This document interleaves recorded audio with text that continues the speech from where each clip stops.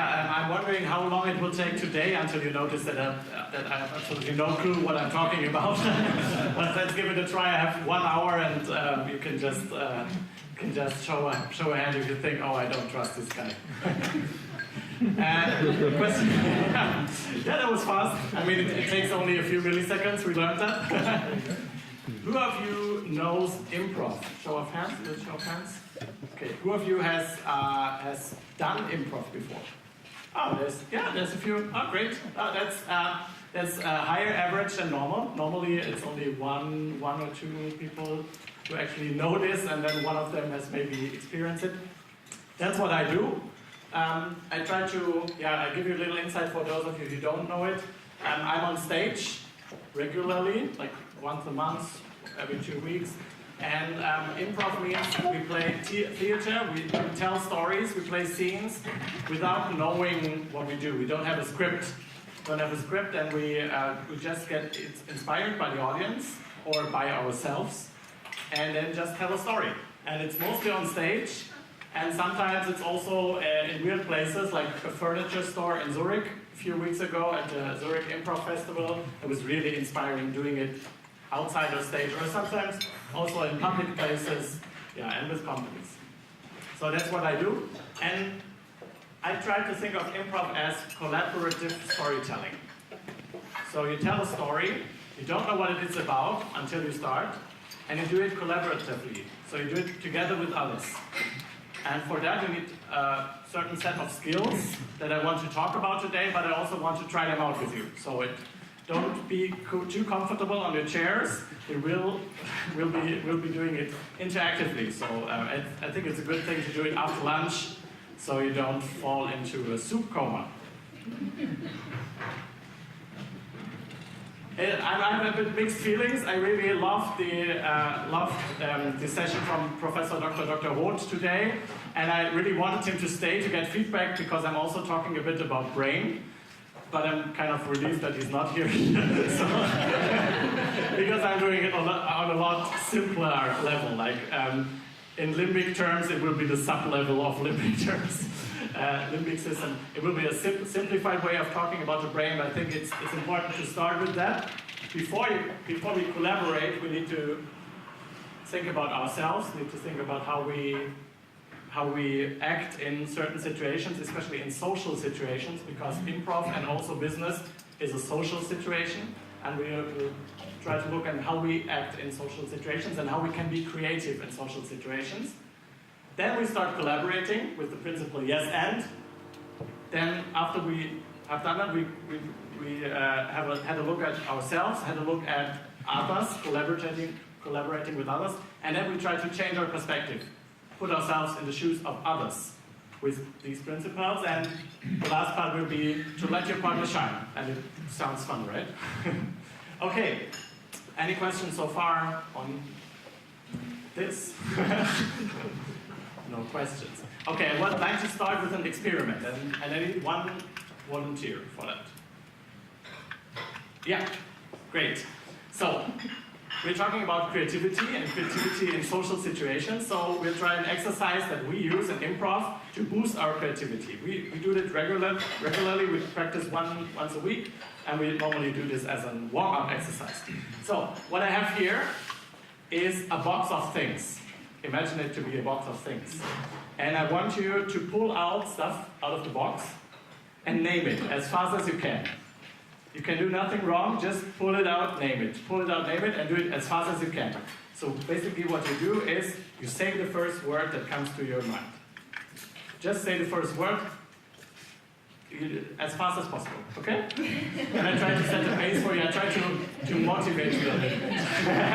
Okay? Let's do it. Maybe we don't need a microphone. You can do it loudly, okay? Yeah. Okay, and please start. Okay. Carrot. Okay. Coffee. Okay, what else? Chocolate. Yes, what else? Island. Yeah, what else? The moon. Okay, great. What else? My partner. Oh, what else?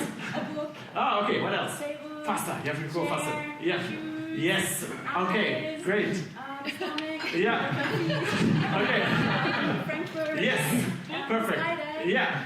A train. Okay, perfect. A brain. Yeah. What else? What else? Oh my God. What's this? It's a small thing. Umbrella. Yeah, okay. What else? What else? Floor. Yeah, what else? Yes, what else?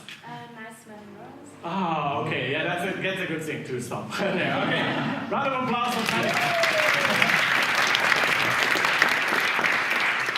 How did it feel? Maybe we use the microphone now, so it's better.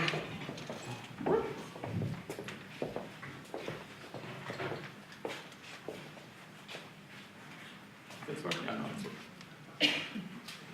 So how did it feel?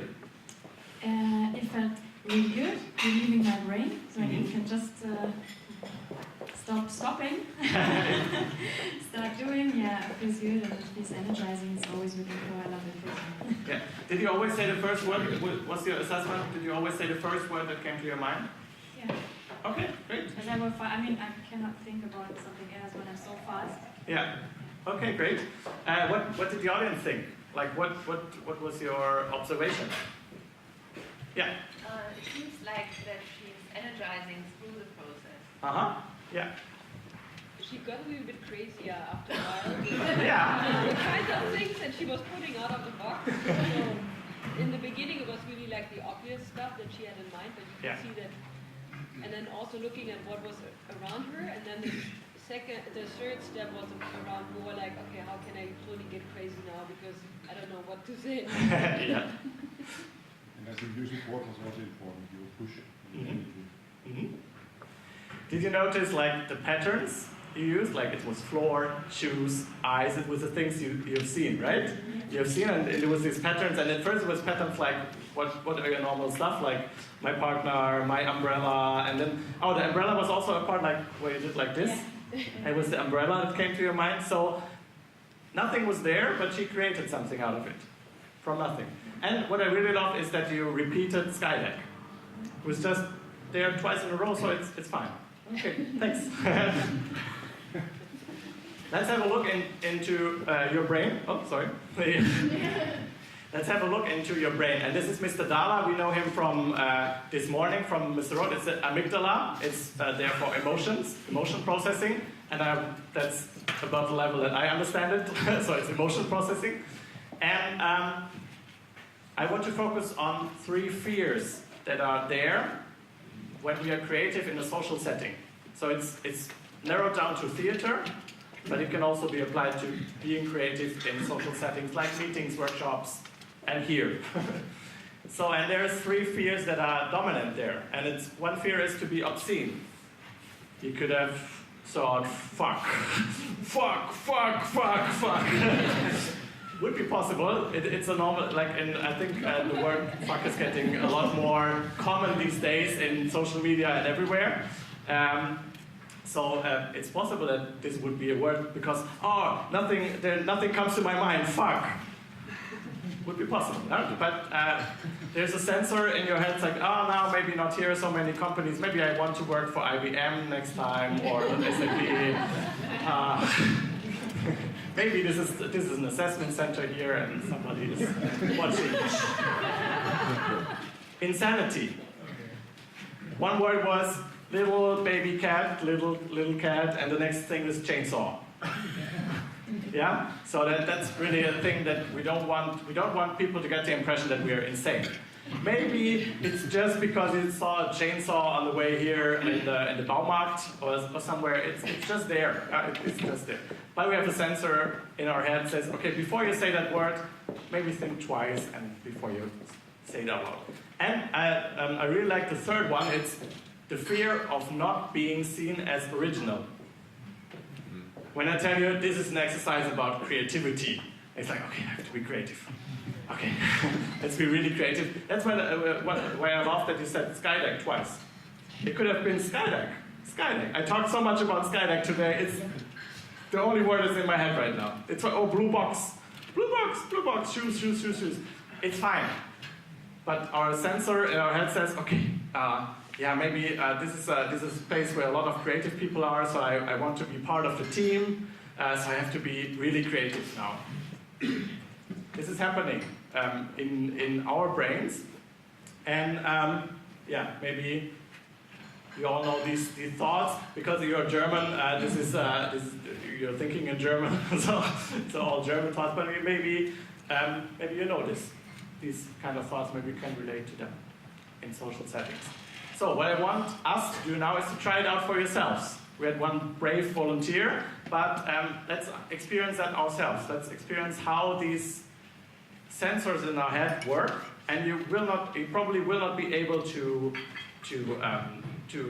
switch them off, but you can notice them while playing that game. So what we do now is pair up with 3 to 4 people, and we do an association circle. So this works like, I say a word, like apple, and you say the first thing that comes to your mind, tree, and then you say, and then you say, and then I say ape. Okay, and it goes round for as long as you want to. Pay close attention to saying the word as fast as you can. Pay attention to what happens in your, are you inhibited or not? Are you censoring something or not? The faster you say, the less chance of censoring is there. And pay close attention to eye contact. Like Professor Roth said this morning, eye contact is really, really important, and it's also important for this exercise. So just we're doing it for a few minutes just to experience it. And use whatever language you like.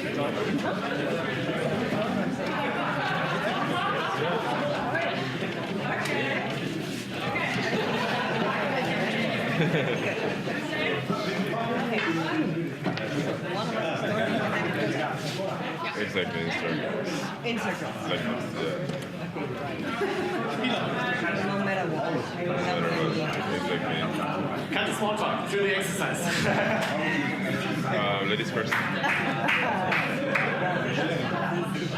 So it's just one word, or is it Just one word. just one word? Just one word. It doesn't matter what the first word that comes to your mind. It doesn't need to be a sentence. No, just one word. Yeah, So welcome is fine as well. Yes, just one word.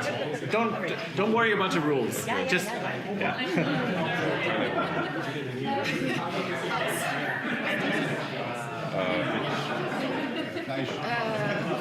Paper. Rock.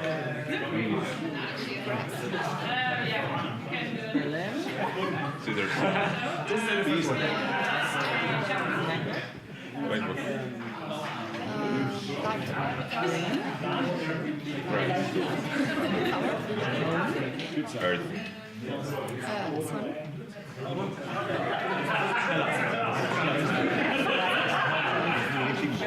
Toothpaste.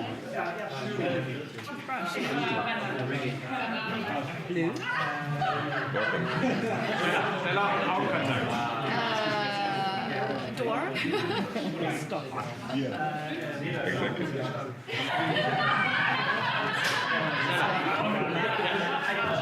Und Augenkontakt. Schneller. Ja, genau.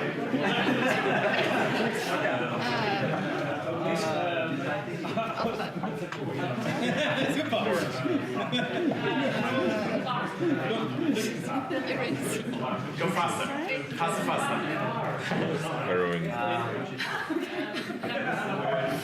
Addictive. Try to go low, faster.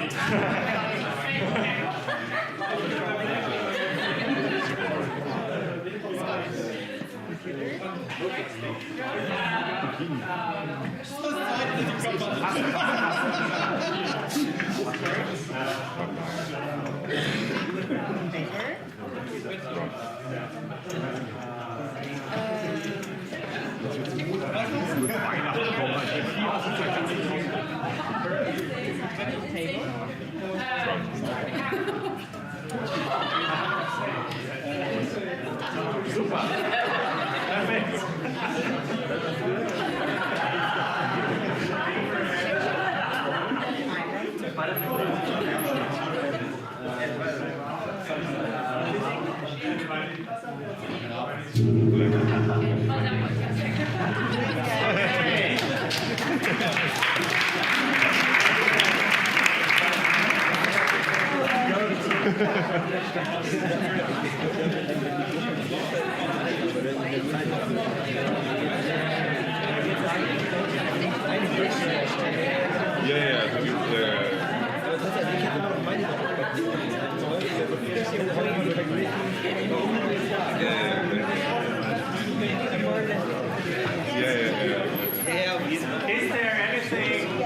Is there anything you want to share with the group? Like any observations you made? Anyone who managed to surprise himself? Yeah. So what I recognize is that first of all, I was always stating what I see, and afterwards I tried or I was saying something which was relying to what I heard before. So this was a switch experience. Yeah. More customer-centric. We mainly had nouns rather than verbs or activities, mainly. Not all of it, but yeah. And sometimes I more or less respond to the one that was directly in front of me, but the one before. So I used that time in between to somehow think about what could I respond. Preparing, like what if I don't have a word when it's my turn? That's also a kind of a fear that we're preparing for. Yeah. I realized in my team before, I always try to realize what does the person before the person telling me a word say, to be prepared. To be prepared. That is there's something completely out of my mind that was completely frustrated. Yeah. Yeah, it makes us,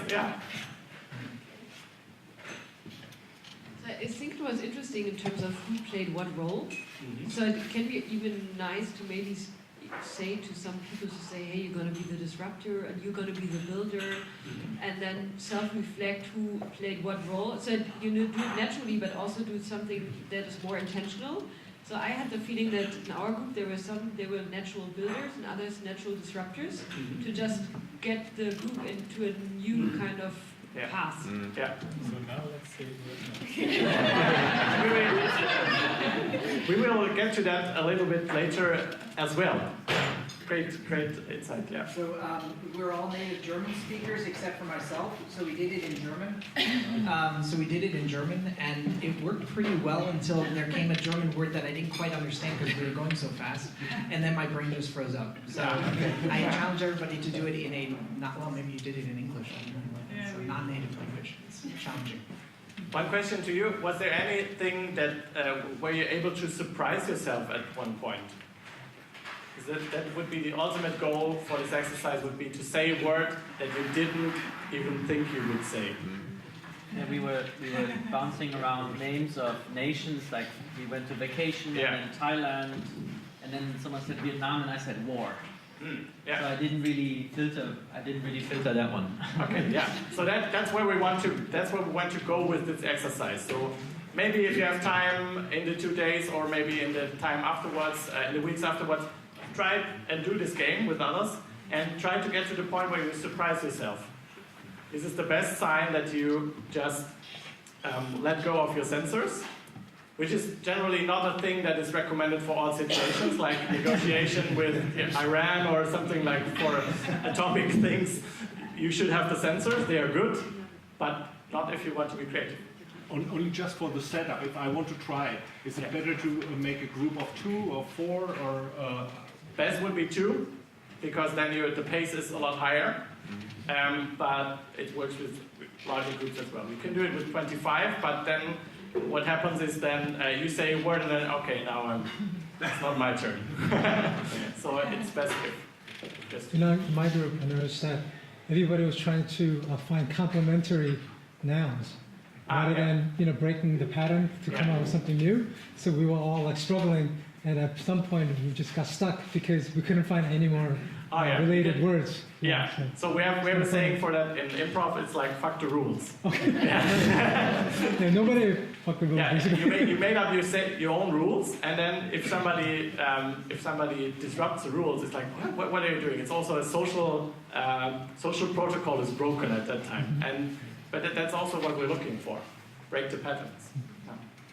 Okay. Just some quick thing, you have seen this as well. This is the basal ganglia. I call it the basal gang. It's a bit better, and it's like a basic thing that's happening in your brain. It's when you opt to do something, 2 signals are forming. It's like a parallel universe in your brain, and it's one yes signal and one no signal. And the yes signal, the no signal goes through the amygdala. It's like, okay, better not do this. Better not do this. It might be dangerous. It might be risky. And the yes signal, yeah, that's the dopamine. That's the nucleus accumbens, and it's like the pleasure system. It's like, and the more fun it brings us, the more dopamine it gets us, the better, the more often we will do it.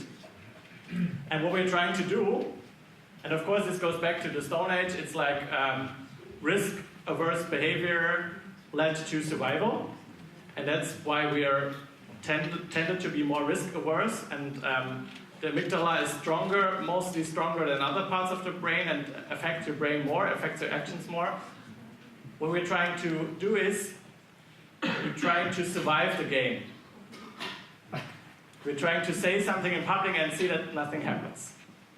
We see that in Stone Age terms, it's like we hear something, and it might be a lion, but then we wait, we stay there, we don't run away, and we survive. It's not a lion. And we want our brain to notice that if we say something obscene, insane, or not original in a social setting, we will survive. And that's how our brain learns that it's okay to do it, and then you will let go of your sensors. It doesn't mean that you have to be obscene or insane on purpose. It's just letting go of your sensors, letting go of the fear. And any Star Trek fans here? Yeah, you know Kobayashi Maru? Yes. Okay, Kobayashi Maru, and not so many Star Trek fans here. There's a new series on CBS now. Yeah, trying to. Okay. Kobayashi Maru is a mission that James Kirk goes on, and it's a training mission, and it's set up to fail. It's set up to fail, and every captain has to go through that mission to just see how he reacts in terms of how he manages failures. And this is what we do in improv. We go on stage. We have nothing. We have nothing there. We have no inspiration at the moment. We don't have a script. We have nothing to hold on to. But we still go there, and what we practice is, and it's one of the first improv principles, is allow yourself to fail. You survive, and the important thing is the attitude you learn in improv. It's like, you survive and nothing happens. You survive on stage, and you go on stage, and not every story works out. Not every scene is brilliant. Not every story is touching. Not every story is funny. But you survive it, and it gets normal. It gets normal that you fail, and then you, after a while, you will fail less often, and the stories will get better. That's how we do it. Okay, so this is what happens in your brain when you're creative and your fears are at stake. But what's the case when you have to collaborate with others? You tell a story together with others, and we're equipped with good tools for that, because also from Stone Age we were hunting together, and the term for it is shared intentionality. That sets us apart from most of the animals. We can set a goal and work towards that goal together with others, do teamwork, collaborate. And in improv we have boiled it down to one simple principle, and it's called yes and. Yes means I hear what you say, I listen to you. I don't have anything prepared, I just listen to what comes. And means I can add something from myself. Yes is not only, okay, yes, I hear what you say, you do your thing, but also, and I contribute to what we do. We have one exercise I want to do with you that kind of highlights this very, very good, and it's called a one-word story. This is also done in in groups of three, and it works like this. I say a word like this, and you say the next word, and we are trying to do a story. We're trying to tell a story. This is fabulous. Okay, this this is how it works, and then we're trying to tell a story with it. Just a continuous story, not only one sentence, but a continuous story. And also what helps there is eye contact. What helps there is going fast. It's the same principle as with the association circle. And just letting go of your senses. Just try it out, also in groups of 3, and just try it out. Maybe with people you didn't do the first exercise with.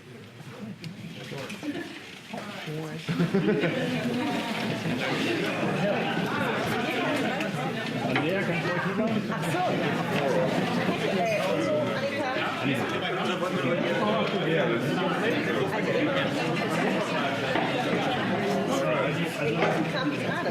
jetzt wäre Story. Also, du fängst an, jeder macht ein Wort, versucht die Story.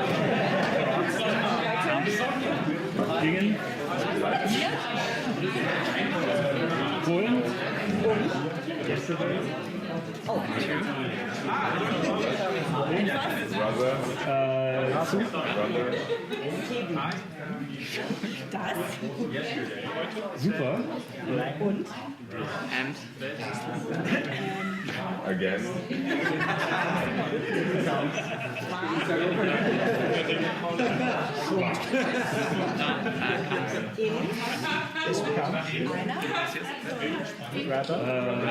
Weiten.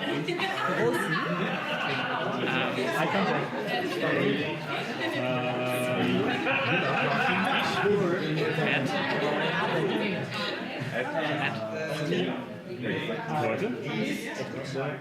Points. Where?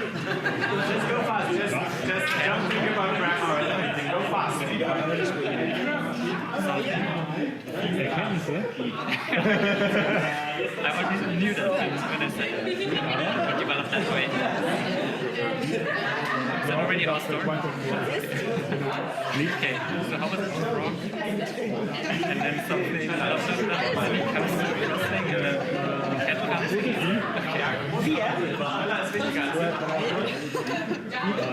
Not again. Somewhere.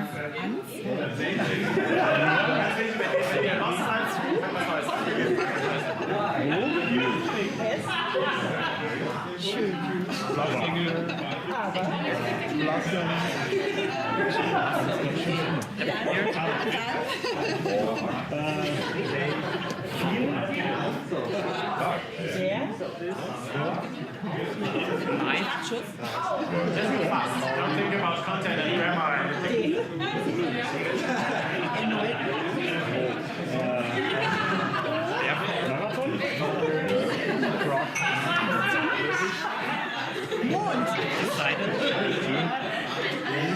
Aufgelegt?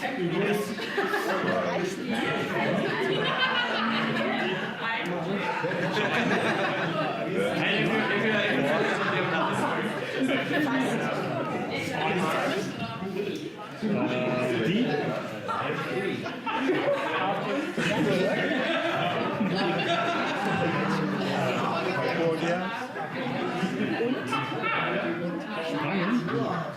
And go faster. Ja, ich weiß nicht, was ich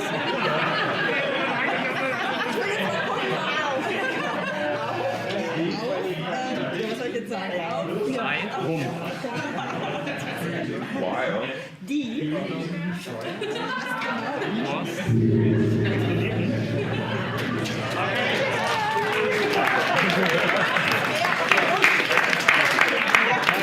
What I want you to do, please stay where you are. I just want to give you a new rule, a new inspiration, and it's try to use emotional expression on your faces and your body language.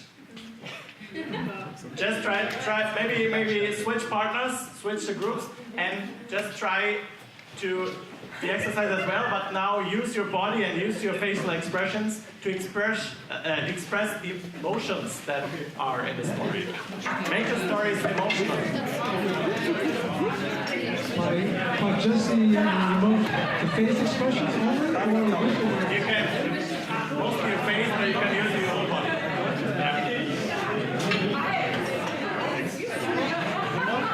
And I think it works if you stand up. It works better.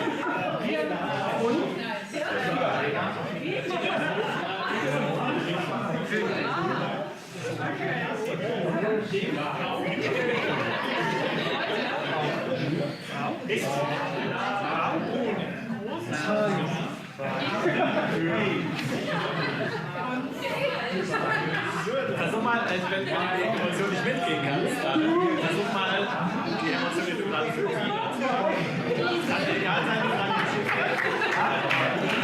Ja, genau, aber dieses Yay, und dann sympathisieren mit der Emotion. Also dieses Yay, und das die Geschichte.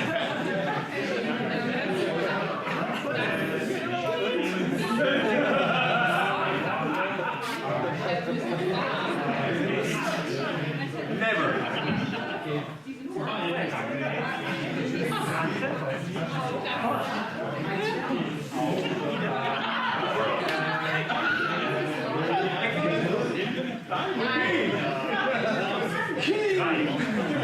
Great.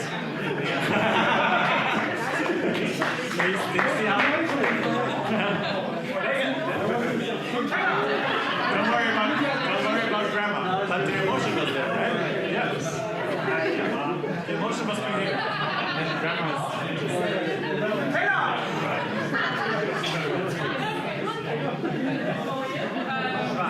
very good.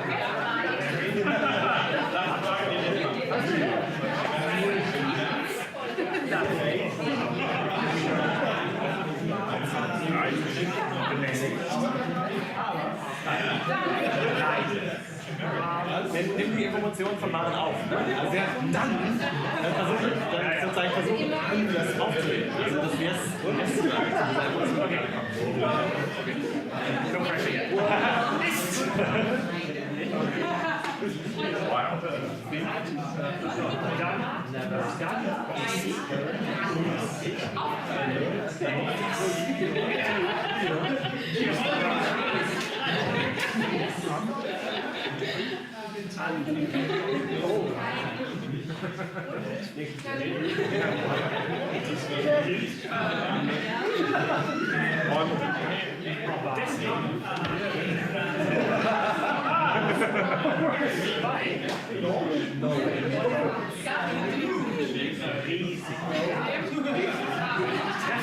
Try to really get into the try to really incorporate an emotion. Just don't just play an emotion, incorporate it. And synchronize yourself with your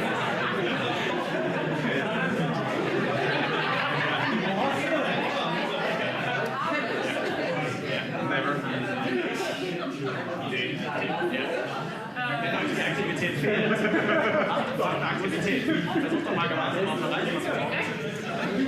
Geht mal gemeinsam mit auf eine Geschichte auf eine Reise. Also wirklich auch zu machen. Ne?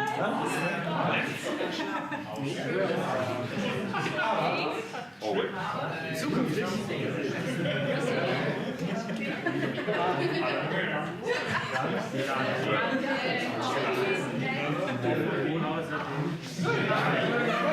Try to use really facial expressions and try to be in the story.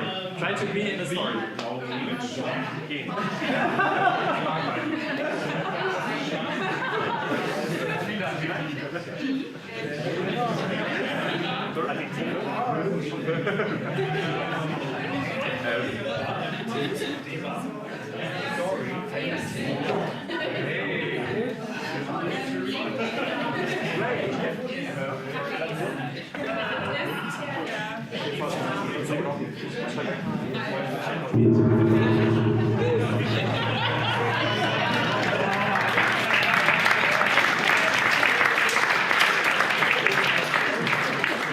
Okay, you can return to your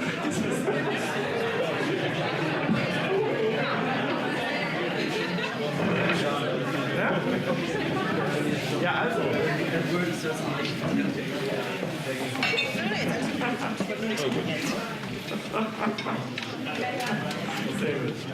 Ja, wie waren deine Erfahrungen? How were your experiences? Anything you want to share?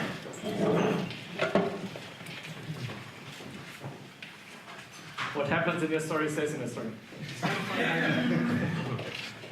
I made a little game out of it to try not to contribute to the actual story, but to have like words in there that kind of connected the sentences but didn't contribute, and I made that a real effort. But at some points you just have to like name an object or something to actually drive it forward. But it's still a nice exercise. Yeah.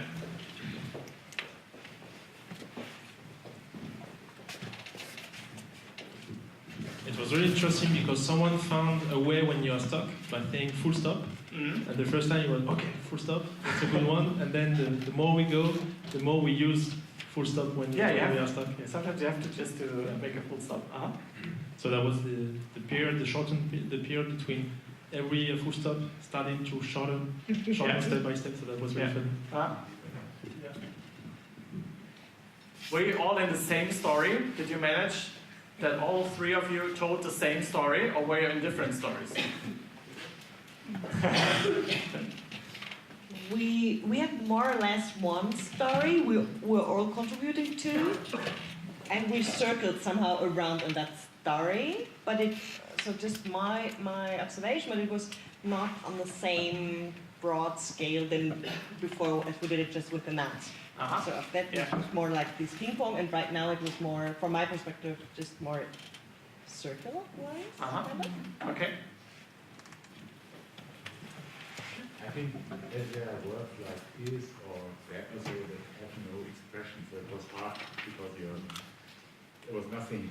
So you try to come to a word, this is good, but you have to just to say is, and then you lost. And then the other guy is not saying good, right? Wow. How unfair. It was your story. You knew exactly how the story needs to play out, but the others didn't know. Yeah, one person said gin. I said and what do you expect?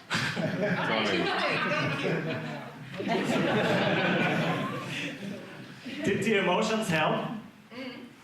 Help out at that point? Yeah. I found it a little bit that we were very positive, which is great, but you couldn't twist it in another way. Yeah. It was very hard to get out of that. Yeah. I think we lost our emotions on the way because we were so observing what the others say. Our first story was not very conclusive, so we put focus on the ingredients. Yeah, you tried to be creative somehow. Yeah. There were no emotions in the end. Okay. And it's Yeah, at some point, I think we were really getting into it, so you could feel the excitement on everyone's levels. And generally, we were trying to make it grammatically correct in the beginning, but eventually, one of us got excited and then just skipped a proper, a grammar, like a letter A.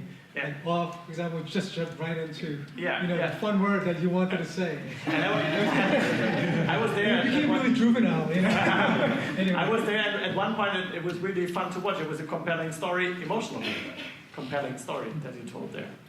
And that is the principle is yes, and it's like I compare it to building a house with building blocks, and one of the improvisers, there's an empty stage and maybe an inspiration from the audience, and then one improviser brings a stone to the stage and says, I'm building a house. And now it depends on what the other one is doing. Maybe the other one has a stone and say, I wanted to build a church. So I'm building it's great, yes, you build your house there. Then I'm building my church here. Then there's no synchronicity in the story. You have to say yes, and you have to contribute. You have to say, okay, I'm dropping the idea of building a church, and I'm building the house together with you. I trust that your idea is also great. Not only my idea is great, your idea is also great. And then I'm doing it with you. And then maybe the other one thinks, but that's not how I wanted to build the house. I wanted the stone to be like this. And then he has to drop his idea. And yes, and is a story of dropping own ideas. You have to be really focused on what do I get from the other one? What do I get from my partner? And draw all your inspiration from there. Not from here, but from the outside. The inspiration comes from the outside world, the stage, and your partner. And that's how you, step by step, how you build a story. The best stories are the ones where you just go off stage and say, whoa, how did that happen? It's just like surprising yourself. And What really helps is emotions. Because emotions are like the glue that holds the story together and that gets you synchronized into one coherent story. Oh. And, security is important.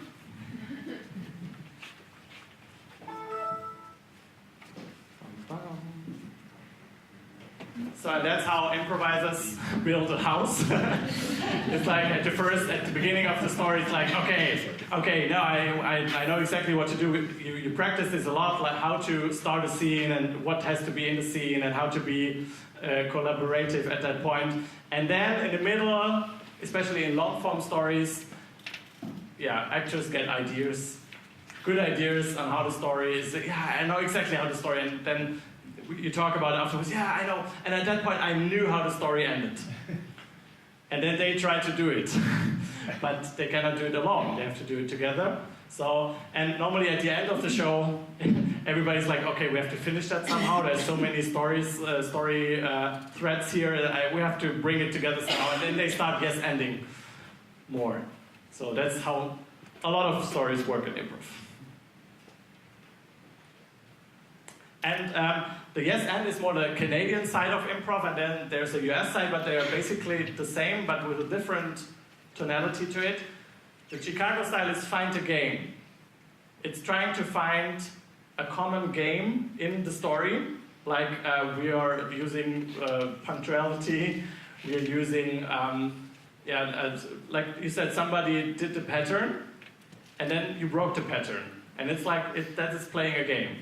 And you can play that game in any scene. It can be a comedy scene, where the patterns will be comedy style, but you can also have a game that is emotional. It's like someone always says something tragic or something like that.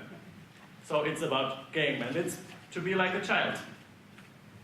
To be like a child, to be open like a child, to say yes like a child, to be naive like a child, to be curious, and to contribute, dropping your own ideas. So, that's how you collaborate, and you can use the principle yes and if you really practice it.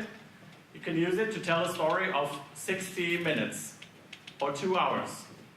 Improvisers, like 2 or 3, it's harder if you do it with 6 people or 7 people, but if you do it with 2 or 3 people, you can tell a story by yes ending for 2 hours straight, and it tends to be compelling. It doesn't work all the time, but it tends to work out. So now we looked inside your brain. We looked at collaboration with others, but we can also use improv for empathy, for using empathy and to getting into contact with others. But we also need to have a look at ourselves, and that's what you asked Professor Roth is, how does the body play a part in this? And as you said, there's a connection between, that's like a traffic between brain and body. Your body is connected with millions of neurons to your brain. There's constant traffic, like brain asks, body, how do you feel? I have sweaty hands, and my heart rate is really up, and my breathing is not good. I'm breathing heavily, and I think our brain says, okay, you're in fear. It's like physiological data is transferred to the brain. Physiological data makes up emotions, and the brain interprets the emotions and makes feelings out of it. So emotion and feelings are not the same thing. Emotion is the physical data. Feeling is the evaluation of the brain. And it works both ways. So the brain can order the body to behave in a certain way, and also the body, if it is in a certain way, if the physiology is in a certain way, it induces emotions and feelings. And we actors, we use that for, it's like a common actor's practice to use your body to induce emotions. And it's like, our body is the proto-persona, and we can use our body to be someone else. Normally we have that, Professor Roth also talked about, we have a memory. We have a memory in our brain, we have a memory in our actions, and we have a memory in our body. And normally we have a feeling like our body feeling is like, that's my Stefan feeling. That's how I feel every day. And it's my body, and I know my body, how it's like shoulders slightly hanging. That's my body. But if you change that, your brain will get new inspiration. It's like well, it's like you with the umbrella. The inspiration to the umbrella came from your posture. It's like your memory of your body using that as inspiration for words to come up with. But what we can also do is try to come up with another body, try to impersonate another body to get to new insights, to get into the shoes of others. I want to do it with a small exercise now. Normally we would do it walking around in the room, but I don't think that would work really well here. So what we do is we just stand up. And it's a basic acting exercise. And at first you just try to feel how your body feels at the moment. Try to assess how is your body feeling, how's your normal self feeling.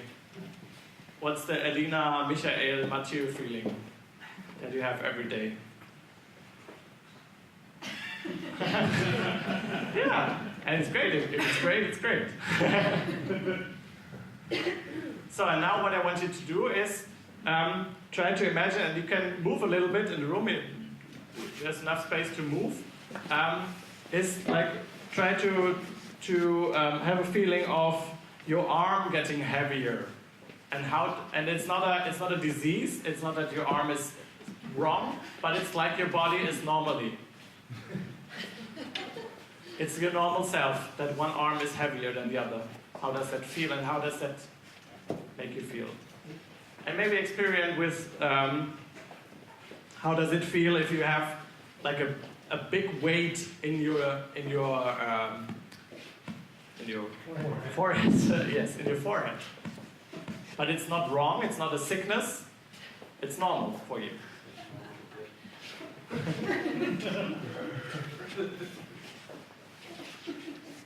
And now answer questions for yourself, like what name do you have? Are you still Elena and Michael? Or maybe do you have a different name?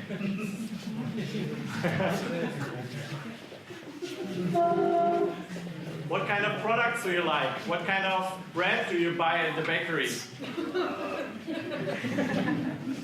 These are the questions you can ask you. What profession do you have? What hobbies do you have? You see what we're doing here? We are creating a persona. And the persona might not be you. It might, with a body like this, the person might be different.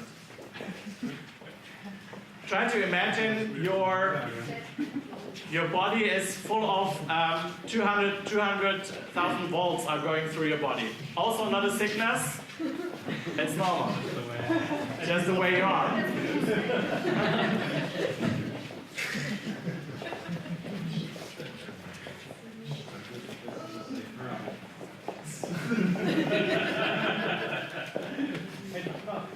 Again, the question, what is your name? What is your profession? What are your hobbies?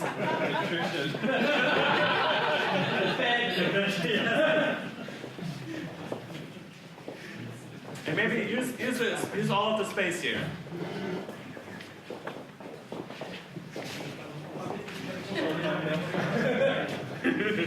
One of my favorites is try to imagine having a cheese fondue in your head. Cheese fondue. It's blubbering, it's warm.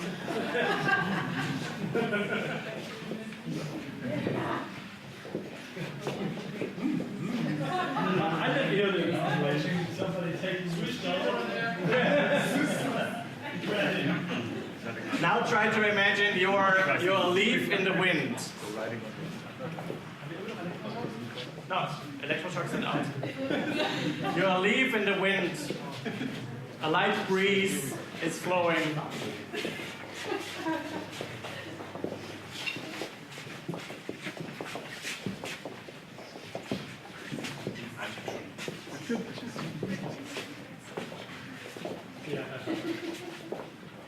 And now you have arms armory around your body. It's totally lightweight, so it doesn't impair your movements, but you're invincible.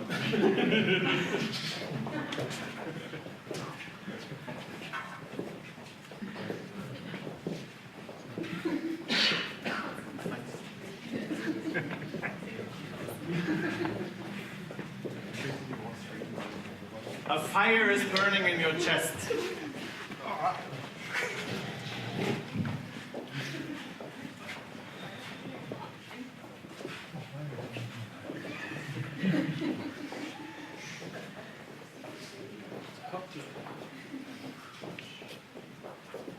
Okay, it's so silent I don't need a gong. Okay, great. Just maybe stay where you are. What are your insights? Anything you want to share? And think It's about a lot on how to cool the fire. Yeah. I had to think about the people that like I saw like when I did some of the movements, especially with the heavy arm and like not before it, I felt like I know somebody who walks like that. Yeah, and, we all know somebody who walks like that. Yeah. I felt impressed when I had to play around with my weight in terms of thinking of something heavy in my body, so it felt like more negative. And any positive feelings for other things? So the birdie felt like, wow, I have power, so I felt really good about having that fire in my chest. Yeah.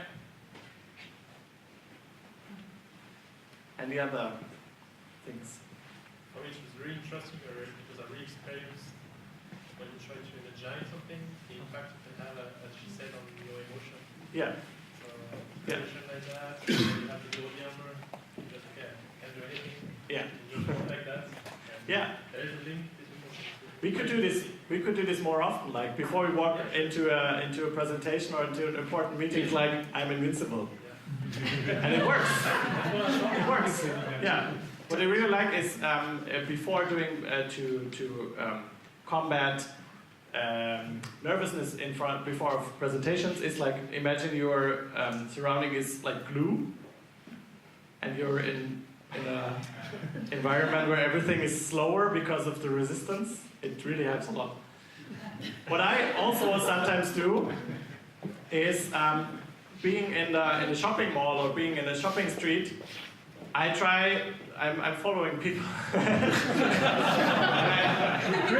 Not in a stalking way, I hope not. Not in a weird way, of course not. And try to feel like they feel. Just a hint, like just what their expression is on their face, how are they walking, and just do it for a brief moment. It's like an exercise, it's like a holiday from yourself. Like put yourself in the shoes of others. Okay. Yeah, and it's because of the mirror neurons that also Professor Roth talked about. When somebody else is having pain, we are having pain because the same neurons are firing in our brain, and that's how this whole thing works. And it also works watching theater and watching films, that it gets immersive. You immerse yourself in the characters there, and you experience the same thing. Shed your skin. Yeah, what I want you to do in another exercise now is why stop at persons? Why stop at persons? I mean, you're all designers, you're all creative, so the next exercise, what I want you to do is, and maybe in groups of 3, is to impersonate objects. How does a hairdryer feel?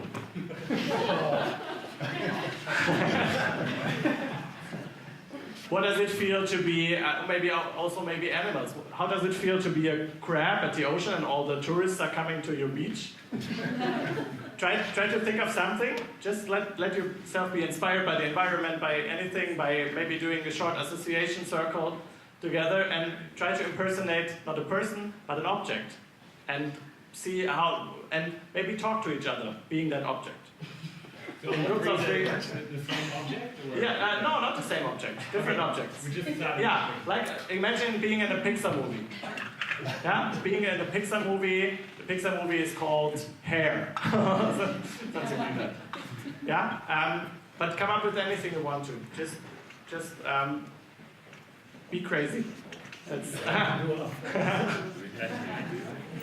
groups of three, and maybe someone who haven't done anything.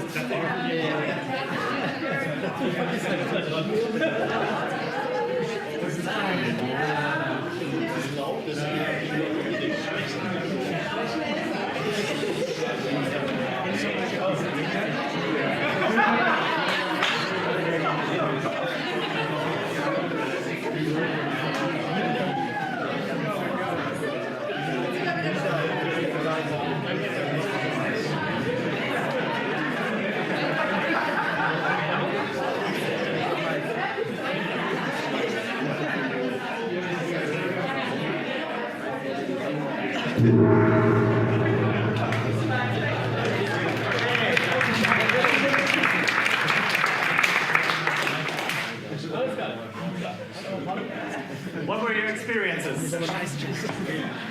Weirdness? What did you incorporate? And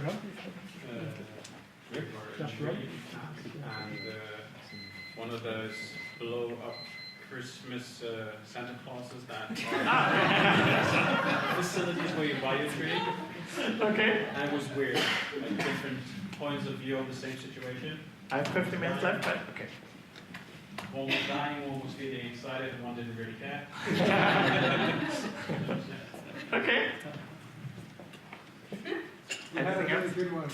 Huh? I wish you could recreate it. It was really funny. Huh? What was it? Wait, I can't do it. That was just. Trying to make the spotlight. Yeah, I mean, she was apparently like a horse. Don't explain. Kind Just of do like a it. pony, and then I was kind of like, always same moves. So I was like ruling her hair. Ah, okay. Ah, yeah. Any insights you gained from being an object? Yeah. So we have a traffic light, and actually it was so exciting to experience a traffic light. And the stories about traffic light at night, that it could be lonely, but also kind of romantic when it starts snowing. Yeah. And all the cheetahs who are passing by when it's red, but we have our friend. The blitzer. That's a Pixar movie. It's called Traffic.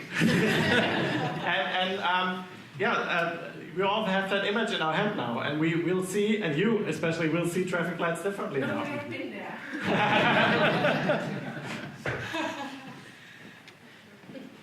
Okay. Yeah, that's about the end of my presentation. I have one principle that I want to share with you because I really like it. It's called, and it's what Professor Roth also said this morning, was reciprocal altruism. And it's the principle, yes, and it, but also the principle, let your partner shine. Try to let your partner be the hero. Try everything to make your partner the hero. If everybody does it, then it's great. And that's the image you need to keep in your head when going on stage. It's like, it's not about me. Because being on stage makes you, has an incentive to be, to boast your ego. But improv works best if you kind of dial down your ego. Drop your own ideas, let your partner be the hero, then it works best. So the image is let your partner shine, like help your partner to be the best he can do. And yeah, basically that's it. Of course, this can only happen when you're out of your comfort zone, out of your body. Like your comfort zone is also your own body. Maybe shed your skin from time to time and experience the magic. This is my website, not so important. But what is important is we have an applied improvisation bar camp coming up in May 2018. So anybody who's now interested in doing more or wanting to know how we can use it in a business context, how we can apply it in a business context, actually developing ideas with improv, just join the bar camp. And also you can recruit people there, of course. Lots of creatives there. Okay, that's it from me. I think we have a short Q&A if there are any questions.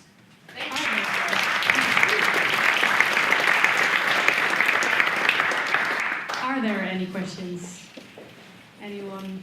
Any questions for Stefan? Angela? I just wanted to say thank you because we had the question before how to gain empathy, and if we can have empathy with street lights, then I think that's maybe something that could give a one step further there. Yeah. Thank you. Yeah.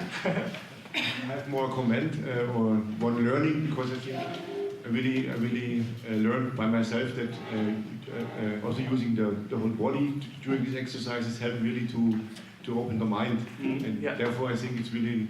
So my learning is to really use this kind of method also before brainstorming, for example. Not only saying, okay, now yes and let's do it, but using these exercises to really come in this mode. Yeah. Okay. My question is connecting your last sentence where you said how to apply it in a business context. So.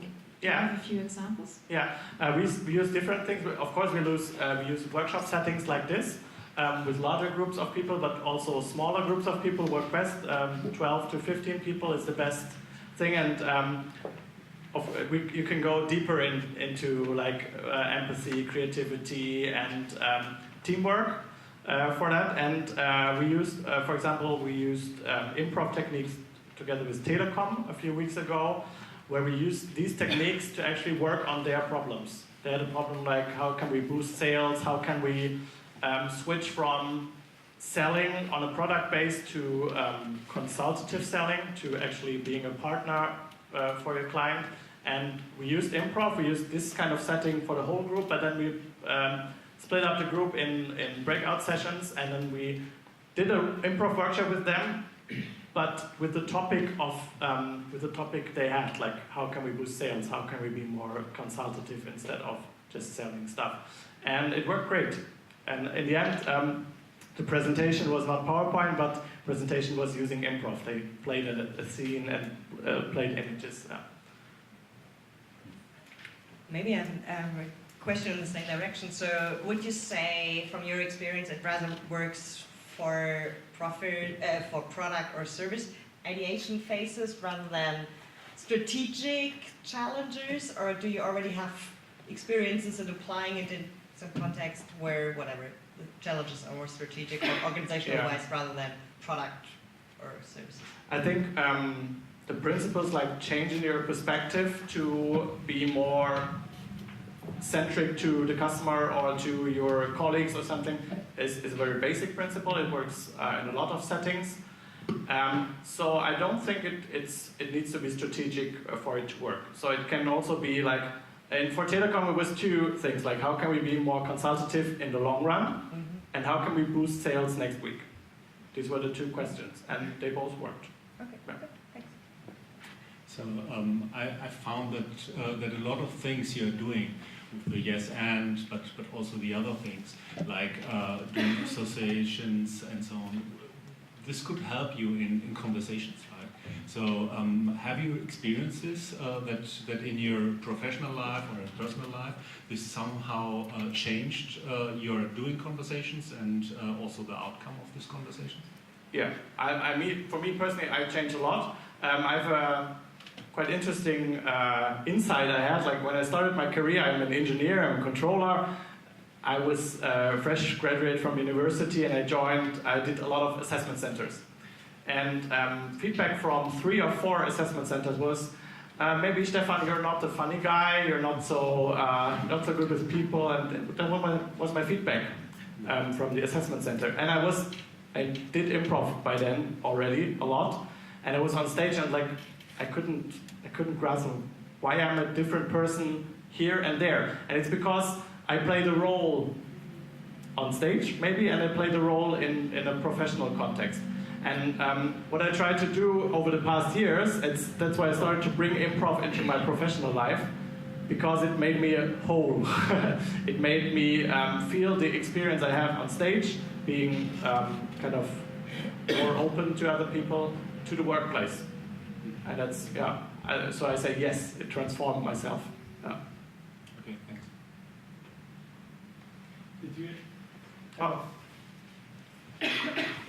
Did you ever fail to make a group let themselves go? Yeah. Yeah, I mean, definitely. Telecom was really easy. I thought it would have been more difficult because they were kind of older age and all male, and it's sometimes a bit difficult. Yeah, of course you fail to some degree. Normally you don't fail completely, because in a group there are always people who are more open to this than others. But the normal reaction to it, we are doing improv, is like, oh.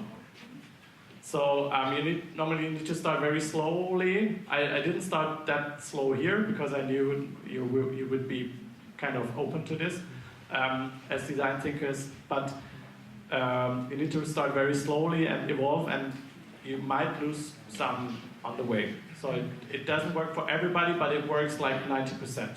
So they're normally in a group. Every group is in the end they would say, okay, it was better than I expected, or it worked for me. But once in a while there's one guy sitting in the back that I won't do this, and it's because of fear. And more often than not, you get to integrate them, but not every time. Yeah, you have to be honest. Yeah. From your perspective, is it easier like this, where some of us already know each other, but we are not a fixed team which meets daily, and what that means, like have their daily roles within a team, whatever they are. Yeah. So if you have it in your daily business with your somehow fixed team, any advice from your side? Yeah, it's more difficult, definitely. So what is good is if they don't know each other, you need to warm them up and connect them to each other. It's the same actually for audiences. If you have an improv show, it's always best to connect the audience to one another, because in the end you're a team. The audience and the actors are a team to create a story. And of course it's more difficult because everybody is in danger of losing his or her face, and you have to work together. Now in this setting we might see each other like next year or maybe never, so it's more it's easier. So you need to start slow. You need to start to introduce like small games and make more over time, I guess. Yeah, but it's more difficult. Depends on the team as well. A team of engineers or controllers are a lot worse than a team of designers. Okay, so one last question. No question? Cool, then. Okay. There was one question. I would have one last. Quick one. It's more a yes or no question. Do you introduce the whole fear theory when you do improv with your teams? The fear, where the fear comes from? Yes. For me, Maybe give me feedback on that. But for me, it's like if you address the fear in the beginning and show it and address it, and then it's kind of loses its danger for me. That's why I do it. But maybe just give me feedback now or afterwards how you experience that. But normally I address it. Yeah. Great. Then thank you very much, Stefan.